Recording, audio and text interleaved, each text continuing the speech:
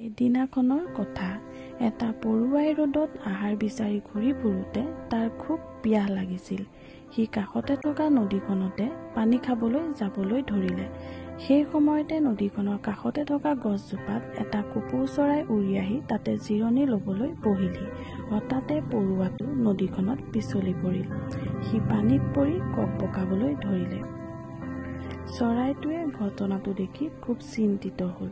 চৰাইটোৱে লৰালৰিকৈ গছৰ পৰা পাত এটা ছিঙি পানীলৈ পেলাই দিলে আৰু পৰুৱাটোৱে সেই পাতটোতে উঠি পাৰলৈ গ'ল আৰু কপৌ চৰাইটোৰ লগত বন্ধুত্ব স্থাপন কৰিলে।